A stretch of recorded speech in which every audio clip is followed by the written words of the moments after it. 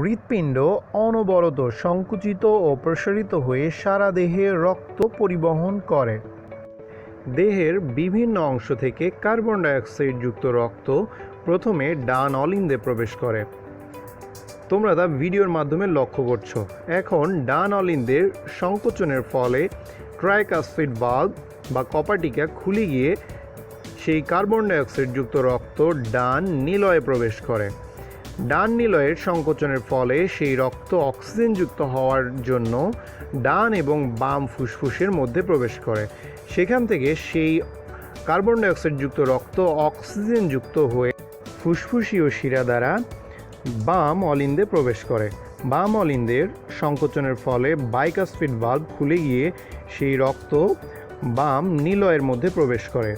বাম নিলয়ের সংকোচনের ফলে সেই রক্ত মহাধমনী হয়ে সম্পূর্ণ দেহে ছড়িয়ে পড়ে।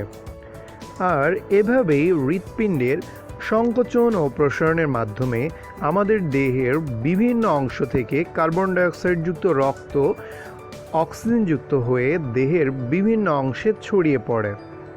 প্রতি মিনিটে হৃৎপিণ্ডের এই সংকোচন ও প্রসারণ প্রায় 72 বার সম্পন্ন হয়ে থাকে।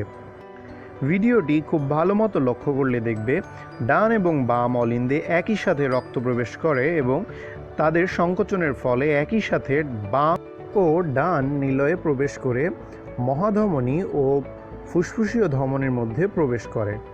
এভাবেই হৃদস্পন্দন তৈরি হয়। হৃদস্পন্দন পরপর সংঘটিত হওয়াকে কার্ডিয়াক চক্র বলে।